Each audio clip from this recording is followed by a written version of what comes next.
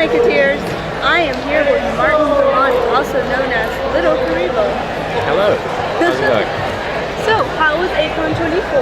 Oh, it's fantastic. I've had the greatest time. It's been a long weekend, but it's finally just wrapping up right now, and it's hitting me that, honestly, probably one of the best shows I've done. Really? Yeah, the panels I did, and the fans that I've met have been some of the funnest and the best that I've ever experienced in my life. That's so sweet. Anyone leave a lasting impression on you? Oh gosh, you know what? I mean, it's kind of an emotional one, but there was this young girl who came up to me and asked me to sign her arm. And I've had a lot of fans come up to me and ask them to sign, like their hand or their shoulder or something, because they don't have something on them. And she showed me her arm, and she actually has a bunch of scars on her arm.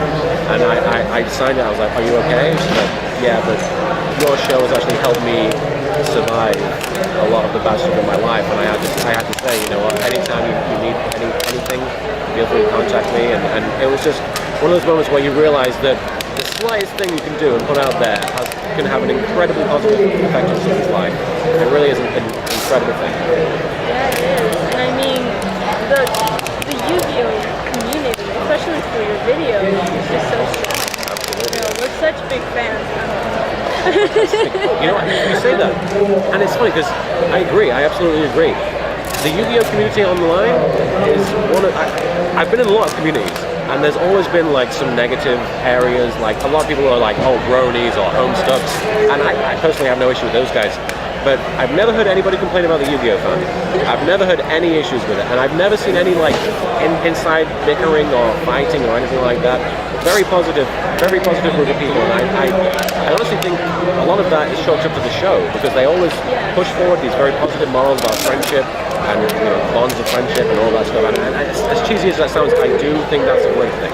I think we need a show like that. Yeah, I definitely agree. Speaking of which, with your channel, you've been experimenting with some Let's Play videos That's with correct. Merrick. Yeah. I love Merrick plays Bloodlines. Yeah. Okay, that is like one of the best.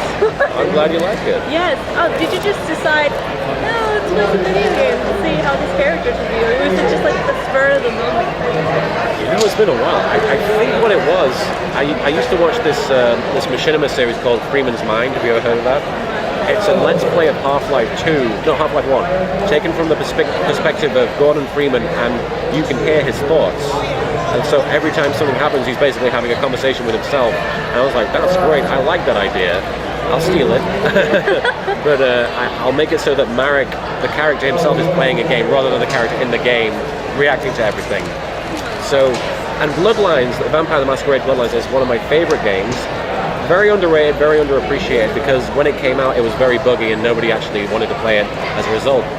But I always thought it was one of the most atmospheric, well-written games I've ever played. So I wanted to sort of help people appreciate it and learn more about it. And funnily enough, a lot of people tell me they bought the game after doing the Let's Play.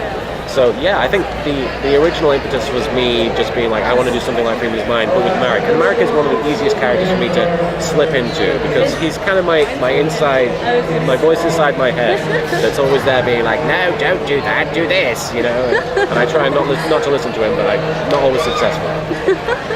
Is there a character from your YouTube videos that is particularly hard to do since Marek is one of them? You mean like the way I perform them, or the just way that you perform? You wouldn't think so, but like Duke Devlin is a very difficult voice to do. I've gotten used to Bakura. He used to be very difficult. When I started doing Yami Bakura's voice, it was a very breathy, very whispery. I would exhale all the time while doing the dialogue, and I almost fainted the first time I recorded for it. It was that bad. I was so inexperienced, which is appropriate because his fangirls always faint when they see him. But I learned how to do it. I maintain it better than easy. But Duke Devlin is a difficult one because he's so quiet. He's barely a whisper, and I always have to raise the mic gain when I'm doing it.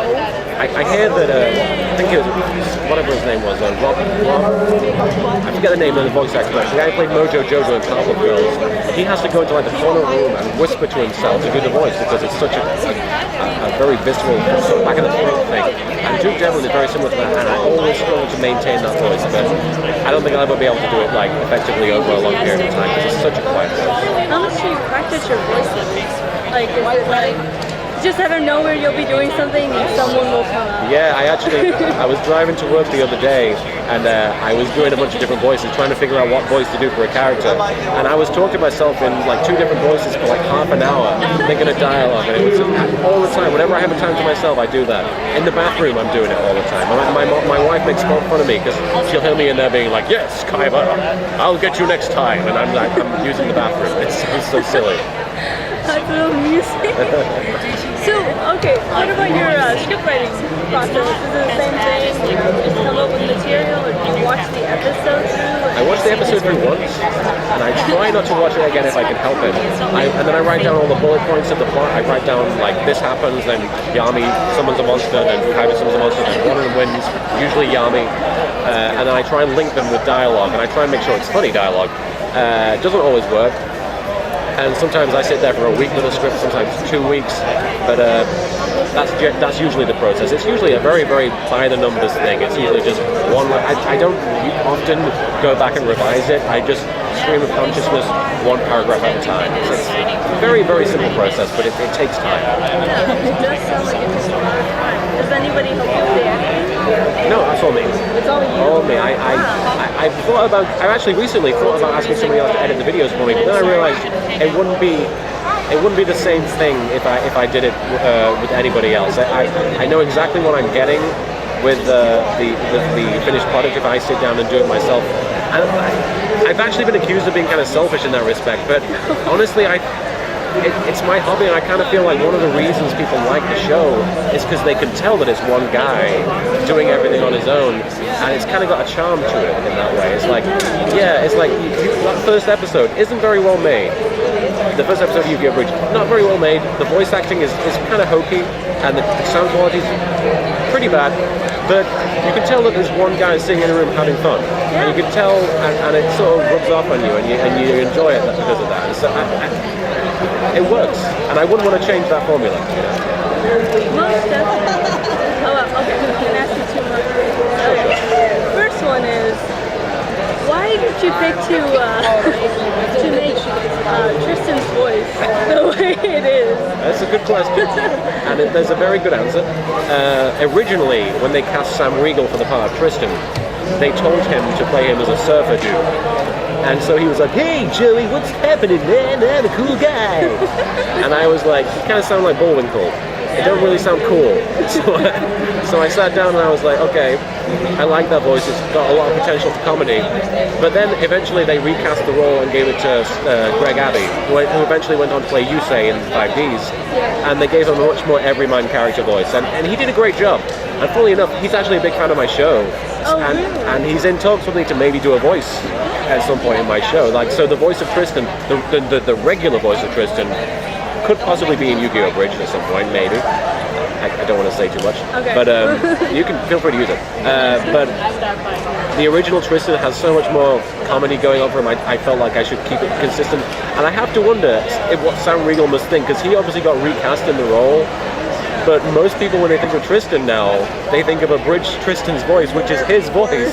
So I have to wonder if he feels like I'm ripping him off or something. I'm sure he's just like, well, okay. As long as somebody enjoys it. Somebody likes it. And my second thing is, it's more of a request. Huh? Would you mind saying any one of your voices goodbye to our Mechateers for doing this interview with us and everything? I'm basically Goodbye, Tom Macateers? To say bye Mechateers. Macateers. Is that how you say it? Mechateers. Mechateers. Yeah. And that's it? Yes. Okay. Bye, Mechateers. Thanks for being in the interview. No, let me try that again. Bye, Mechateers. Thanks for joining me in this interview. Mind Crush.